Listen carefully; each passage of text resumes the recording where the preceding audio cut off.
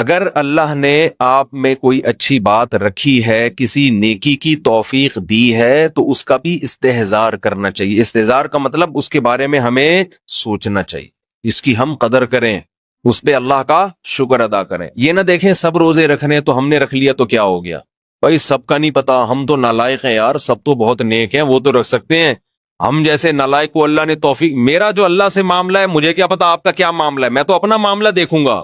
تو ہمارے نبی اپنے آپ کو موٹیویٹ کیسے کرتے تھے؟ رہب الظما، پیاس چلی گئی، وابتلت العروق، رگیں تر ہو گئیں، وثبت الاجر انشاء اللہ، اور اللہ نے چاہا تو اجر ہمارے اعمال میں لکھ دیا گیا، اجر لکھ دیا گیا ہے۔ تو اس سے انسان کو اگلے دن دوبارہ روزہ رکھنے کا حوصلہ ملتا ہے۔ اور گناہ میں الٹا، تھوڑی دیر کی لذت، یہاں سے بات شروع ہوئی تھی کہ جوانی میں بھی یہ لذتیں اگر آپ نے کنٹرول نہیں کیا نا تو بڑھاپے میں یہ لذتیں بڑھیں گی، مگر گناہ کرنے کی طاقت کیا ہو جائے گی؟ ختم۔ تو حسرت، افسوس، ٹینشن والی زندگی۔ تو اس لیے جوانی میں اپنے آپ کو نیکی کا عادی بنا لو، اس سے بڑھاپا بڑا خاندانی گزرے گا، اللہ اللہ کی بڑھاپے میں توفیق ملے گی۔ جوانی میں تسبیح کی عادت ڈال لو، سمجھتے ہو؟ نہیں آ رہی سمجھ میں؟ جوانی میں کیا عادت ڈال لو؟ تسبیح کی۔ نبی صلی اللہ علیہ وسلم نے فرمایا، صحیح بخاری کی آخری حدیث، کلیمتانی خفیفتانی علی اللسانی ثقیلتانی فی المیزان حبیبتانی الی الرحمن سبحان اللہ وبحمدہ سبحان اللہ العظیم۔ دو کلمات زبان پہ بہت ہلکے، ترازو میں بہت بھاری، اور رحمان کو بہت محبوب۔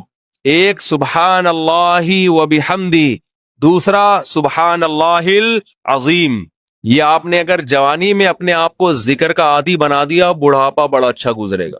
ہماری مسجد میں ایک بزرگ ہیں، پابندی سے تراویح پڑھتے ہیں، آج فجر میں پتا چلا کہ روزانہ 20 پارے تلاوت کا معمول ہے۔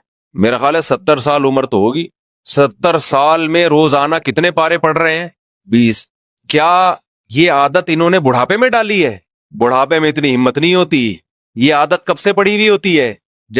جوانی میں روز 20 نہیں پڑھتے ہوں گے، 2 پڑھتے ہوں گے، 3 پڑھتے ہوں گے، لیکن جیسے جیسے عمر بڑھ رہی ہے وہ تعداد کم ہونے کے بجائے، بولو، وہ شوق بڑھتا چلا جا رہا ہے۔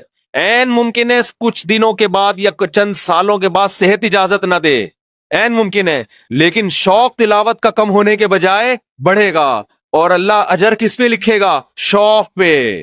حدیث میں آتا ہے کسی کا کوئی معمول تھا، صحت خراب ہونے کی وجہ سے معمول چھوٹ گیا تو اللہ اس کے اعمال میں وہ نیکی لکھتے رہتے ہیں۔ جیسے کسی نے ہمیشہ رمضان میں روزے رکھے ہوں، بڑھاپا آ گیا، شوگر، بیماریوں کی وجہ سے روزہ نہیں رکھ پا رہا، تو اب یہ تھوڑی کہ اللہ اس کا اجر ضائع کریں گے، اللہ کہیں گے تو نے ہمیشہ رکھے ہیں، اب مجبور ہے تو میں تیرے اعمال میں روزے لکھتا چلا جاؤں گا میں۔ تو آج آپ نے اپنے آپ کو، میرے بھائی، اللہ کا تھوڑا تھوڑا اللہ کا ذکر کی عادت ڈالو۔ میں نہیں کہہ رہا آپ سے زیادہ نہیں ہوتا تو وحشت نہ تھوڑا کر لو، آج تھوڑا کرو گے، کل اس تھوڑے میں ایسی لذت ہوگی کہ اللہ اس مقدار کو بڑھا دے گا۔ حدیث میں آتا ہے سبحان اللہ والحمد للہ ولا الہ الا اللہ واللہ اکبر، یہ کلمات احب الی اللہ مما طلعت الشمس، او کما قال صلی اللہ علیہ وسلم۔ سورج جن چیزوں پہ طلوع ہوتا ہے، ظاہر ہے سورج تو پوری دنیا پہ طلوع ہوتا ہے، ان تمام چیزوں میں اللہ کو سب سے زیادہ محبوب یہ کلمات ہے۔ اور دیکھو اس میں اللہ کا کوئی فائدہ نہیں ہے، اللہ کی آپ حمد و ثنا کریں، اللہ کا کوئی فائدہ نہیں ہے۔ اللہ یہ چاہتے ہیں میرے بندے اپنی زبان سے میرا نام لیا کریں، اللہ کو اس بات کی خوشی ہوتی ہے۔ ہمارے حضرت ایک شعر پڑھا کرتے تھے، یہ جو اہل اللہ ہوتے ہیں نا، ان کو ذکر کی بڑی عادت پڑ جاتی ہے، بار بار اللہ کا نام لیتے لیتے نا، شروع میں تو انسان کو عادت نہیں ہوتی، جب نام لیتا ہے بار بار ذکر، تو پھر اس کا ٹائم اللہ کے ذکر کے بغیر پاس نہیں ہوتا، پھر اس کو ایک کمی محسوس ہوتی ہے۔ کسی کو چائے کی عادت پڑ جائے، چرس کی عادت پڑ جائے، سگریٹ کی عادت پڑ جائے، نہیں ملے تو تڑپتا ہے نا۔ تو جس کو ذکر کی عادت پڑتی ہے نا، اس کو جب ذکر کا ٹائم نہ ملے تو اس کا دل پریشان ہوتا، اس کو اللہ کے نام میں ایک چسکا آنے لگتا ہے۔ لیکن یہ پہلے دن نہیں ہوگا، عادت ڈالنی پڑے گی۔ تو روز آنا اس کا معمول بنا لیں، 100 دفعہ صبح، 100 دفعہ شام، تسبیح کا معمول بنا لیں۔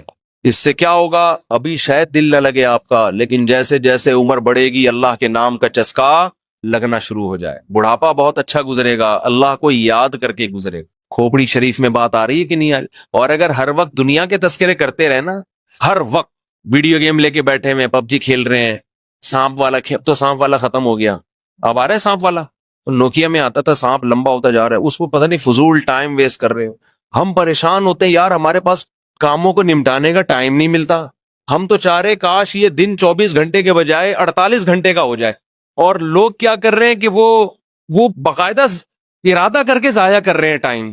ہمارے تو کام نہیں نمٹتے، جب ہم رات کو سونے کے لیے لیٹتے ہیں تو کہتے ہیں یار آج کا دن بھی گزر گیا اور کام ویسے کے ویسے ہی، اور ادھر باقاعدہ ارادہ کر کے جو ہے نا ٹائم ضائع کیا جا رہا ہے کہ چلو ٹائم ویسٹ کرتے ہیں۔ ایسی چیز میں ٹائم گزر جائے نا جو ذہنی تفریح کا ذریعہ بنے تو بھی ٹھیک ہے، گپ شپ لگا لو دوستوں کے ساتھ بیٹھ کر، یہ کیا ہے یار دماغ کو خام خا کا تھکا رہے ہو بیٹھ کے۔ تو اگر پب جی کھیلنے کی عادت ڈال لی تو جاؤ گوروں کا بڑھاپا دیکھو، اولڈ ہاؤس میں بڑھاپے میں سنوکر کھیلتے ہیں، کیرم بورڈ کھیلتے ہیں، لڈو کا نہیں مجھے پتا، یہ چیزیں کھیل رہے ہوتے ہیں بڑھاپے میں، اور ہمارا بوڑھا بڑھاپے میں ایک ایک دن میں 20 پارے ختم کر رہا ہے۔ سمجھتے ہو کہ نہیں؟ وہ نماز میں دل بہلا رہا ہے، وہ تہجد میں اس کا ٹائم گزر رہا ہے، کوئی ویڈیو نہ بنائے، لکھا ہوا ہے نا۔ تو یہ کیسی عجیب بات ہے، آپ جائیں وہاں۔ ایک صاحب نے مجھے کہا کہ میں نے یورپ میں بڈھی عورتوں کو دیکھا، بڈھی عورتیں 5-6 بڈھی عورتیں بیٹھی ہوئی اور جوا کھیل رہی ہیں، تاش کھیل رہی ہیں۔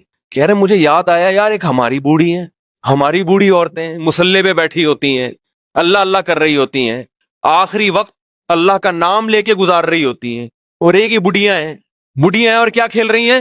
تاش کے پتے۔ اچھا لگتے ہیں بڑھاپے میں یہ؟ ہمارے بوڑھے کو دیکھو، آدمی کا دل چاہتا ہے اس سے دعا کروائے کہ بابا جی میرے بھی سر پہ ہاتھ رکھ لو۔ جو تاش کھیل رہی ہو بیٹھ کے اس بڈھی سے دل چاہے گا؟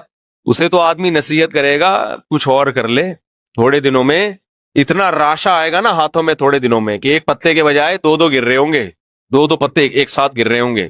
تو اس لیے کارآمد بنا لو، کچھ تھوڑا بہت اللہ کا نام لے لیا کرو، تمام دوائیں بچوں کی پہنچ سے دور رکھو۔